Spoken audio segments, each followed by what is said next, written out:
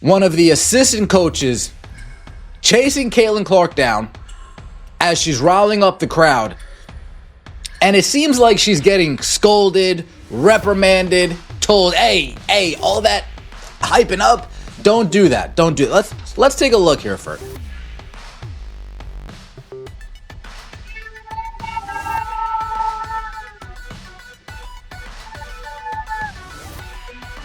Now here we go. Body language doctor. Body language doctor is out and about. Caitlin Clark's like, what the? Hold up, did the Fever coach really just go full WWE on Caitlin Clark right in the middle of her big moment? Yep, footage just dropped showing her being physically stopped like she wasn't the one who carried the game, and the internet is absolutely losing it. Was it a strategy? Was it sabotage? Or was someone just mad they weren't the center of attention? Stick around, because what happened next has fans screaming she did not just do that. This moment has receipts, it has replays, and it has a whole lot of what is even happening energy. Let's break it all down.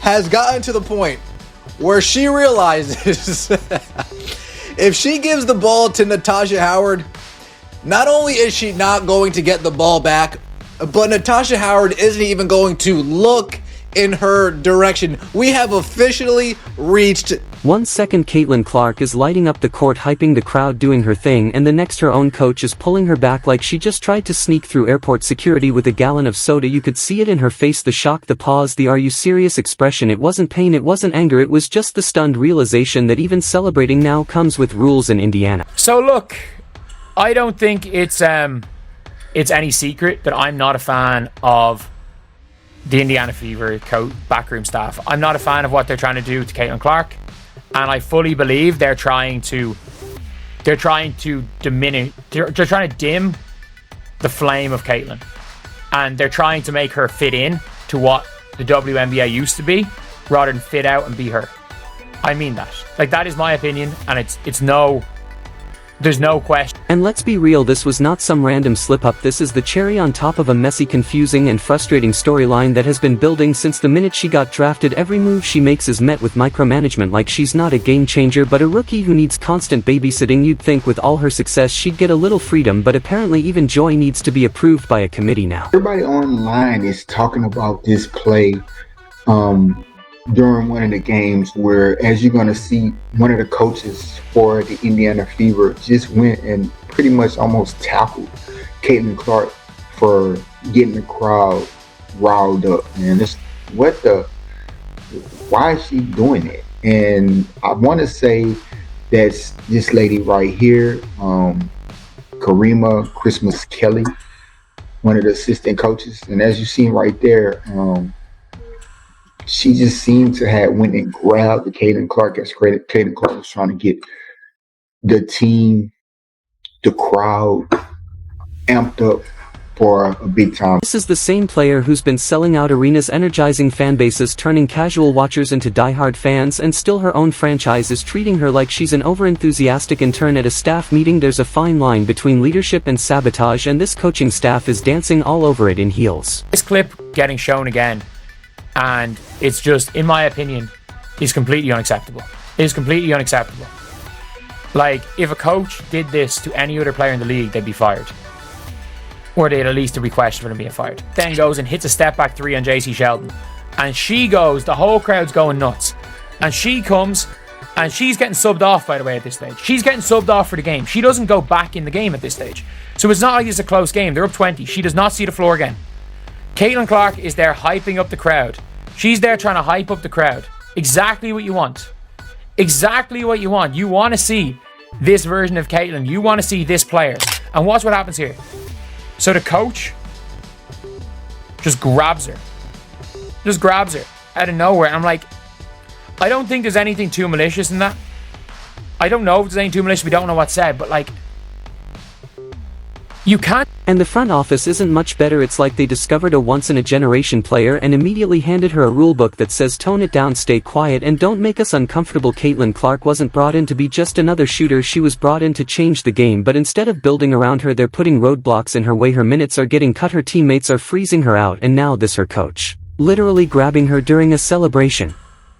Like she's a wild toddler at Disneyland that wasn't a misunderstanding, that was a mood killer. And let's not forget, this is what she's always done: bring energy, bring fire, bring fans. But the Fever acts like they want her celebrating in silence with a golf clap and a dim spotlight. She's not breaking rules, she's breaking records. But apparently that's not enough for a staff that seems obsessed with control, not wins. That is transpiring with the Indiana Fever. But I said this yesterday, there is definitely something going on within the locker room, the front office. Something is off, man. This is the third situation in one game we have had involving Caitlin Clark and the coaching staff and pretty much another player. We had the Natasha Howard situation where Caitlin Clark bent down to tie her shoe up because she knew Natasha Howard wasn't even going to pass her the damn ball. And I'm telling you right now, that whole situation is crazy in itself. Ever since DeWanna Bonner been gone, they have simply turned this thing into the Natasha Howard. Pretending this is about discipline or unity or some generic PR excuse. This is about fear. This is a coaching staff and management team that looks more intimidated than inspired by Caitlin Clark's presence. It's giving insecure, it's giving unprepared, it's giving we were not ready for someone this iconic, so now we have to shrink her down. And it's not just us who see it, it's her too. You can read it on her face when she's benched, when she's ignored, when her teammates act like she's invisible. She's still a pro, still a fighter, still locked in, but she's human too. And this constant tension, it's dimming the spark, not killing it but dimming it. And one day someone is going to ask, why stay, why keep pretending this is growth when it's actually rejection of everything that makes Caitlin. Last season in the WNBA, Caitlin Clark was 26.5% of all economic activity. As a rookie, merchandise in the league went up 234%. But here was the one that struck me. Before she got there, the Indiana Fever, the valuation of the franchise was $90 million. After playing, 40 games, the valuation of that team now is $340 million. I don't think it's a game you duplicate. There is no second Steph Curry. There is no other player that plays like that. She could be $1 billion athlete. Like, when I see these numbers, I'm like, oh, this. And let's talk about the bigger picture, because it's becoming more obvious by the day. There are people in power who don't know what to do with a white woman breaking every rule and rewriting the story of the WNBA. She's not fitting into their neat narrative. She's not playing identity politics. She's just here to hoop and win and fire up the crowd, and that is threatening to some folks who prefer safe, marketable underdog stories. Now it feels like she's being punished for being too successful too fast. But fans aren't dumb. They see the way she gets benched when she's hot, the way teammates ignore her cuts, the way that coach grabbed her like she was storming the court. They're done with the excuses. The problem is not Caitlin Clark. The problem is the people who cannot handle Caitlin Clark. She's done everything right. She's brought attention, money, hype, energy, but her own team treats her like a liability instead of a legacy in the making. That's not just bad management, that's career malpractice. Imagine sitting in a meeting and saying, let's tone down our most iconic player. What are we doing here? Has been knocked on her ass. She's been knocked on her ass. She's been cheap shotted. She's been poked in the eye. Everything. They have beat the Connecticut Sun. This is a month ago nearly. The Connecticut Sun beat the crap out of her. Absolutely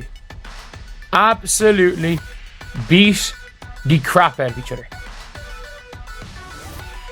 And if this is how the Fever is going to keep playing it, do not be shocked if one day Caitlin Clark walks into that locker room, looks around and says, I'm done, because there's only so much bad energy, confusion and sabotage a person can take before they bounce. And when she does, you better believe half the league will be waiting with open arms and actual support. This isn't just a coaching fail, this is a how to fumble greatness tutorial. She's been dealing with resistance from day one. Her shoe deal delayed like it was a backorder from a tiny startup, the league dragging its feet on protection, and now her own team acting like she's the problem, not the prize. That celebration grab was not just a physical moment, it was symbolic. It represented every wall she's had to break down since becoming the face of this league. So yeah, fans are frustrated. They're watching her get held back again and again, and they are done being told to be patient. You cannot build a franchise around a superstar and then treat her like she's a summer intern. Enough is enough. Body had put on there, has this coach been reprimanded, suspended, fired? This is really terrible behavior.